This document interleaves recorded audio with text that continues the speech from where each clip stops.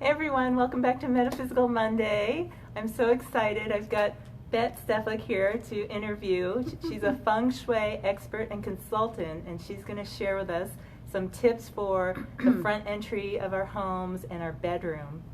So before we get going any further, I just was going to ask Bette to define what Feng Shui is in case you don't know. So Bette, what the heck is Feng Shui anyway? Well, it's designing and arranging with color and well-placed objects and light in your home, these objects and this light and this color, so that you are optimizing the maximum use of your home and positive energy. Yeah. But doesn't it also have to do something with like the way the energy flows in the house? Yes. Well, if you are then I would be getting into examples, but if your home is welcoming and open, then definitely you're able to grasp the opportunities that come to you. But if you have, say, a blocking wall at your door, front entry, or if you have, when you open up the door and you have another type of blocking wall, which is called a contrary door, then these create obstacles in your life. So that's probably what you're familiar with. Yeah, so like the ideal is that you want the energy to flow, and you don't want it to flow so that it goes out too quickly, and you don't want it to get stuck. Exactly. Right? Okay. Exactly. Example of flowing too quickly is a stairway at the front door, because it's not only your resources, it's your health as well. Mm-hmm. And it can mean conflict is locked in the heart of the occupants. So definitely, and it's hard to get that resolved unless you really make a feng shui adjustment. And another example of energy going out too fast, I've been told, is like, for instance, if your back door is like parallel with your front door, and it just kind of goes right out. Yeah, it will swoosh right out. Yeah, exactly. Yeah. So that gives you an idea a little bit of what we're talking about. Yeah. I want to share with you a little story, my feng shui story. It was so amazing, I just have to share it with you. So I purchased the house we live in now about 16 years ago. And right after we moved in, my mother-in-law bought me a book about feng shui. And I was reading it, and it said, don't ever paint your bedroom a peach color because it can result in divorce. Well, guess what? The reason the house was being sold is because the couple that owned it were getting divorced. Isn't that wild? I was like, wild. Oh my God, we painted it anyway, no matter, we were going to paint it. But I thought that was so interesting, huh? Yeah. It's called peach blossom luck. Really? And if you get involved with someone, if you're already in a relationship or you're married, then it can, if someone comes into your life who's not supposed to be there, it's called peach blossom menace. Oh, interesting. So, yeah. And peach is one of those colors that you can use it to attract a partner. But then once you've attracted your partner, you want to change that color. Oh, interesting. So it's not always a color that you keep. Because the reason they were getting divorced is because the woman was having an affair, so she must have attracted somebody. It's interesting. Yeah. Wow. Yeah. And one more tip that I want to share with you, because now it's a pet peeve of mine when I see this in other people's homes: keep your toilet lid closed. Exactly. You don't want the energy going down through the toilet, right? That's right. Keep your toilet lid closed. Yeah, that's definitely true. Okay. That's where the energy drains from the house. So you want that covered up. You can also do a cure to lift the energy and still let the wastewater go down. But good point. Excellent point. It was just a little thing that always gets me when I see the lid open now in anybody's home. I'm like, no, keep it closed. Okay, so I would like you to share that. Let's see, my story. How long have you been consulting? 20 years. Oh my gosh. 20 fabulous years. And what got you into it? Well, I wish I had one of these stories where I was in a bookstore and a feng shui book fell on my head, like my colleague shares. However, my feng shui journey is less dramatic. I had a graphic design business for a number of years, and I was just thinking very deeply about wanting to live on purpose. And a friend called and said, let's take this feng shui class with Anne-Marie Holmes at New Renaissance Bookstore. And so we took the class, and it really opened my eyes and my heart to Okay, there we go. we had a glitch with these subtle realms and that there's more to our home than meets the eye. So within a month, I signed up for her 3-year certification program. Oh, okay. Cool. Yeah. Nice. Okay, so Bette is going to share with us about the area of the front entry and why it's important and what we can do to improve it. Okay. So in the esoteric Feng Shui, the home is a representation of the human body. And one of the things that I look at besides the bagua is I place a diagram of the human body onto a floor plan of a home. And the front entry is always the head. So what happens here, it's going to affect our emotional and our mental and our spiritual bodies as well as our physical body. So that's, it's going to affect our conduct in the house and also outside the house. Some of the things that I'd like to mention about that is that, say when you're at the front door and you have clutter, you have shoes in disarray, it's going to affect your emotions without you realizing that. You may go in and get really grumpy with your husband and your children. We better clean up our front entryway. And the word for shoes in disarray is the Chinese homonym for chaos or evil. Oh, interesting. So that's another reason that you want to organize your shoes at the front entry. Another piece is if you walk into your front entry and you see a kitchen, you might want to go in and make a snack. And so this is a good way that people have weight gain without even realizing that's what they're doing. Uh-oh. Yeah. And another, if you go walk in and you walk into and you see your bedroom or you see a bed, then you may want to go in and take a nap. And then you can't really get anything done during the day. So, yeah. It is a threshold. That's what the front entry is. And it's a transition between the public space and we're entering into our private space, so that we want what we place here helps us release worry, conflict, distractions. And so what I suggest is a general way of arranging the space is if you can have a table, place a table there, place a lamp so that you have light, and that helps you with clarity. A plant brings life force, especially if you have a flowering plant like an orchid, is very beautiful. Also a peace lily, and a crystal. And when we get into talking about crystals, I'll talk about more specific, respond to the crystals that you have here at the shop.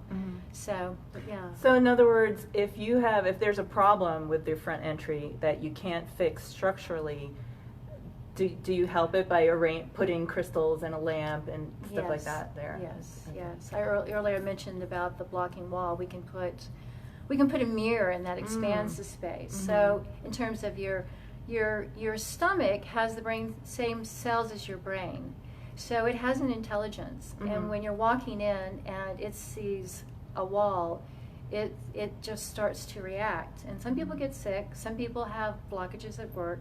But if we have that expansion of a mirror or of an image that shows perspective, but like the master crystal, the quartz crystal, it's going to help you eliminate any outside influences. So that's what it does. It clears that.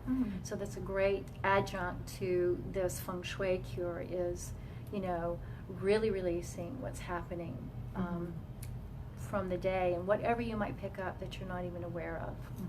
When I was in college, I lived in a house that, hi everyone, thanks for watching. I lived in a house that you open the door and immediately there's the steps right there going straight upstairs. Yeah.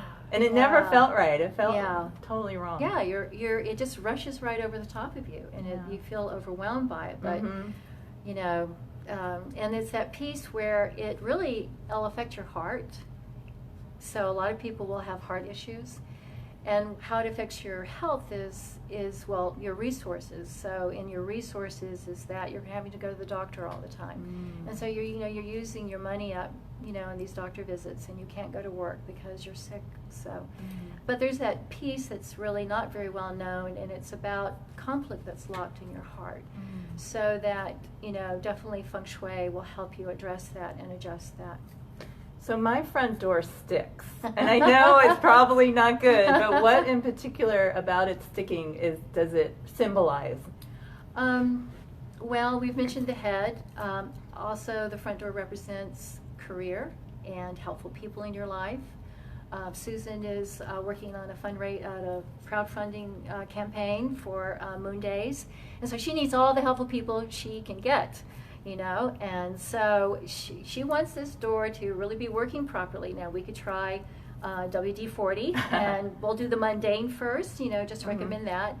And then we'll look at, you know, what's happening on the outside, which represents her fame and reputation, so how she's seen in the community. Well, you could build that up with some planters and bring some red there.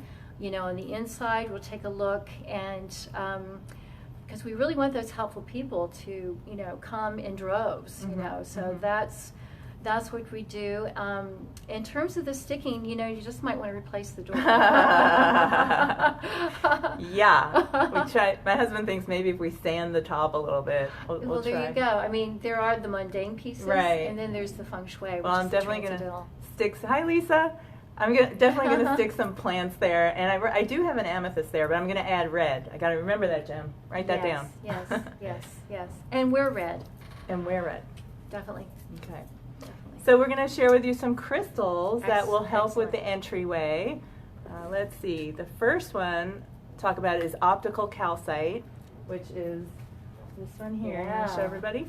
Yeah. So it boosts memory and it facilitates knowing which information is important and then retaining it. Yeah. So this is a good piece to keep at your front entryway. Yeah. And I also see this as a crystal that you can use in your home office, so you can put it next to your computer while you're working. Oh, look at that's my shirt. Also, if you have a tendency to work from a laptop, then get a smaller piece. I mean, I think this piece might work, but you know, maybe a little bit smaller, and you can lay it on the pad while you're working, so it would help you with you know, clarity. Okay. And then the next one we have is quartz. Clear quartz. This is a big crystal, and it aids in concentration and unlocks memory. Yes. So what I love about it, it's a master healer, and it also clears negative energy, as she mentions, and it harmonizes the mind, body, and the soul. It creates clarity and balance, which is what we've basically been talking about with the front entry, is that we really want that clarity when we come into our home, is to really release everything. And this is what this master healer does, is it really helps you to release anything you've accumulated during the day. So beautiful crystal. This is a beautiful specimen, and this is about the size. So we're looking at 8 inches. This is the front entry can handle something like this, and that's really what you desire. Great. Okay, thanks. And then the next one is fluorite, and fluorite helps focus the mind as well. Here's a piece of a slab of fluorite. Isn't this gorgeous? Yeah. So it absorbs and it neutralizes negative energy. It brings order to chaos. I find that this crystal, the green is really easy on the eyes, so we can look at it for a long time without eye strain. So definitely one of those beautiful, beautiful crystals for the front entry. And then we have malachite. Malachite is good for intuition and insight. Here's a piece of rough malachite, and here's a polished egg of malachite. One thing that struck me about malachite was I would use this to help me find my keys. I think because it really helps you tap into your intuition, that malachite would be great at the front entry. Anywhere that you have a tendency not to remember where to place things that you use on a daily basis. Great for retrieving lost items. So, yeah. Great. And then one more before we move on to the next part of the house is hematite. And I've got a hematite bracelet on now. Yeah. And it stimulates concentration and focus and enhances memory and original thought. Yes. So with hematite, in my Feng Shui practice, when I'm working with a client, not only do I give them adjustments and enhancements for their home, but also cures for their body. So this would be, and I feel hematite is a perfect example of that. So if they need to you know, really focus and concentrate. Wearing a necklace, wearing a bracelet is a great way and great use of that gemstone, or that, excuse me, that mineral. Yeah, it's very grounding. Hematite. Yeah. Okay, so now we're going to move on to the bedroom. And can you tell us, why is it important to have the feng shui be good in your bedroom? Okay. Well, we spend a third of our life in the bedroom, and what happens in the bedroom doesn't stay in the bedroom. As you found out with this woman, who's, you know, you bought their home. When we have restless sleep, when we are feeling frustrated, when we're arguing with our partner, those emotions go oftentimes into the workplace. So when we're not sleeping well, we have a loss of vitality. And so, you know, our body needs to rejuvenate at night. It really does. The cells will rebuild. And if you are not sleeping comfortably or well, that's a real recipe for insomnia. Just one of the things I wanted to say is that some of the things that you can do for a bedroom in general is to create soft surroundings. Colors, paint the bedroom colors like Benjamin Moore's light pistachios, it's a light green, Caribbean mist, which is a soft blue. Definitely you want to place the bed in command. That's a big piece about feng shui. So you want to see the door but not be in line of the door. So all these design treatments will create an ambiance and help you tap into your essence and to nourish your soul body. So this is a great place for a crystal where you it helps you to let go, and it helps you to go to sleep quickly. So there's an old Jewish folklore, I don't know what you call it, but suspicion, where if you put the bed facing the door, eventually they'll be carrying you out of it. Oh yeah, that's called the corpse position. Yeah, isn't it interesting? Like back then they knew that. Yeah. That's incredible. I know. I never heard that before. I grew up with that. Oh my gosh. Yeah. Well, you knew right away. Yeah. Oh, okay, when you heard that. I also want to say, that these crystals help us absorb, you know, positive energy as well. So we have some crystals for you. So before we get into that, Sure. besides the placement of the bed, is there any, and the color, is there anything else like about the bedroom that you can think of? That Well, many homes now, the more modern homes, are being built with a bathroom that has an empty door. And that is... What do you mean by an empty door? That means that there's an opening, but there's not a physical door to close between the bathroom. It's just open. It's just open. Oh. And an empty door means a loss of a partner. Oh. And it could be really serious. It could be divorce, and that's serious, but you could lose a partner. Oh, gosh. They could have an accident, they could die. So that's a reason to really be thinking about if you're living in a space that does have an empty door between the bathroom and the bedroom. If you have your feet facing a bathroom, it can cause indigestion. If you have your head on the opposite wall of a toilet, it can cause even a brain tumor. Oh. Problems with asthma.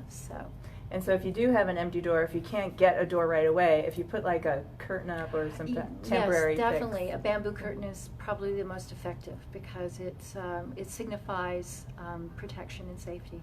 Cool, good to know, right? Yeah. Okay, so now we're going to talk about some crystals for the bedroom. To start off with, amethyst calms the mind and aids in combating insomnia. We have a big, beautiful amethyst chunk right here. Woohoo, look at that. Well, that's amazing. Yeah, I'll comment on these crystals after you, show them? after we show all the crystals. All right. Yeah. So there's amethyst, let's see. Rose quartz is always a good one. It will help you absorb loving energy and help sleep soundly. And then we've got smoky quartz, which works to dispel negative energy. Fantastic. Got this huge crystal here. Oh, look and at a that. smoky quartz sphere. Love it. Oh, spheres are really, because they're refracting or they're reflecting a 360-degree view, so that you're bringing in that energy from all sources. Oh, and it's cool. projecting out. So, Nice. sphere is always really great. And then Oh, yeah. Oh, this is so heavy. This is a big selenite lamp that actually lights up. Oh, and wow. Selenite recharges energy as you sleep and realigns and clears chakras that are blocked. So this is a good one. That. Oh, I love that. We have different sizes of selenite. You don't have to get a lamp, but all different sizes. Yeah, very cool. So what I'd like to say a little bit about these specimens is that, you know, if you have them, the sizes that we've shown you really are the most effective. I actually have what is called, and we could include that, ametrine, which is a combination between amethyst and citrine. And I'll just share some of the qualities, is that it relieves tension, it brings serenity, and it balances your mental stability. So for me, it has a real calming effect. But with these crystals, Susan would be asking, and is, you know, where do we place these? Well, the energy that is closest to you affects you the most. So as I mentioned about the hematite on your wrist, I'd say to begin, if you have a nightstand, then to put the crystal that you choose onto the nightstand, but also your chest of drawers in your room. If you have an altar, if your space is large enough, you might have a pedestal for one of these really lovely large specimen pieces. So it's going to radiate out and really, you know, with whatever quality its healing properties are, it's going to really influence your energy and help you to relax, because again, these crystals help us to let go and help us to go to sleep. But you wouldn't want to put it like on a shelf above the bed, right? Oh no, I'm glad you're saying that, because yeah, no, we have a limbic brain besides the frontal lobe, and so it is our fight or flight part of the brain, and it would always be an alert at night, wondering, you know, is this shelf going to drop on top of me? So there's that piece where, you know, your sleep would be really disturbed and restless. So anywhere, yes, but not above. Is the headboard okay? Headboard's okay. I've heard people put crystals under their pillows. Yes, definitely. Yeah, the closest to you, yeah, pillows are great. And then you're going to get into your smaller crystals. Yeah, lovely. Great. Yeah. Did you want to say anything else about the stones? Let's see.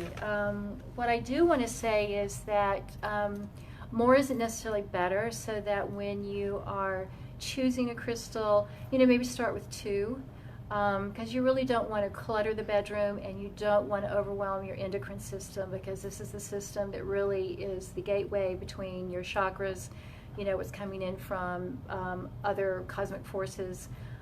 It's also that we need, you know, simplicity in our lives right now. So what I suggest is that you come into Susan's store, touch these crystals, hold them. Your intuition is really going to tell you what you are going to love and enjoy. One thing about the quartz crystal is that it enhances other crystals. The same with the selenite is clears other crystals. The same with the rose quartz, it also enhances other crystals. So these might be your base crystals, you know, the ones that you start with.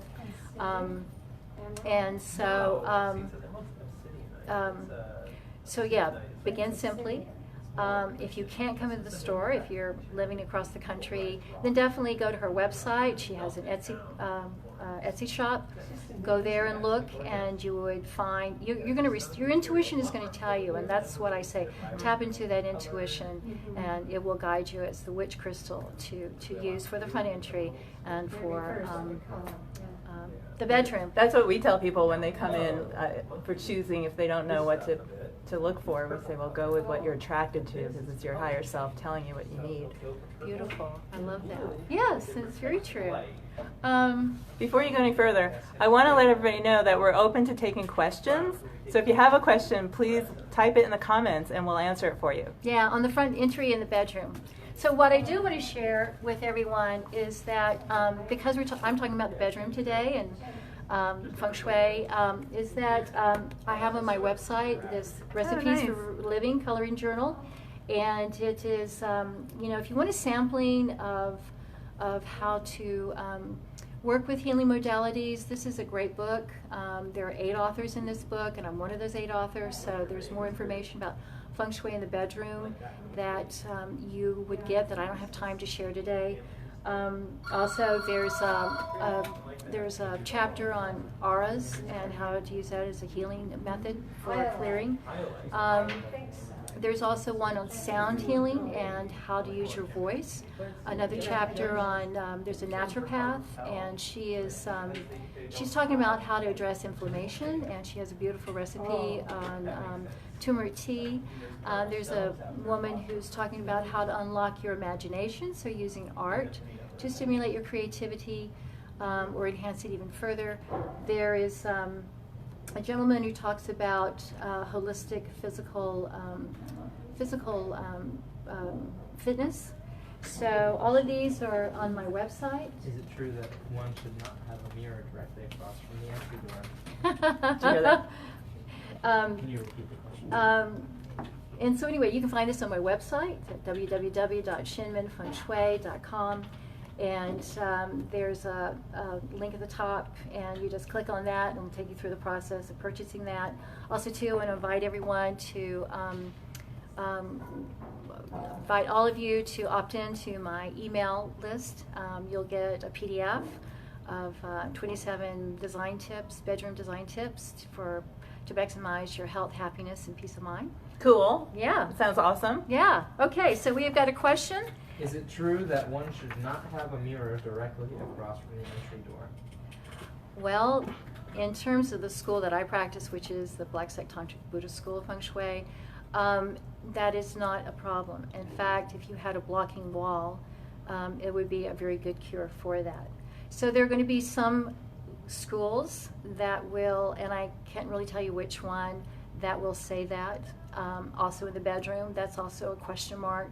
But for Professor Lin, mirrors are not an issue. Actually, it's a Buddhist concept. So everything, a mirror will absorb what is in front of it, but it doesn't change that. So what we're really looking to do when we're working with Feng Shui is we're looking to create flexibility in our life, and we're looking to absorb all the positive qi. But if there's something negative there, we can refract that back or reflect that back, but it doesn't have to influence our essence of who we are. So I get like a blocking door would be a door that's like right there when you walk in. What about like if there's like a side wall right there? Is that a problem? Well, let's just kind of like when you walk into my kitchen. Okay. There's a wall that. Yeah. So if you open a door, mm-hmm. and you normally you would open and walk. You want to walk into the large part mm-hmm. of the space. But if you open the door and there's a wall here, it's called a contrary door. And it means working hard for little gain. So all your efforts at work with your friends, you're just going to feel this frustration. Physically, your body will start to fold over your heart, so you end up having these heart issues and lung issues. So, I mean, there's the combination of the two.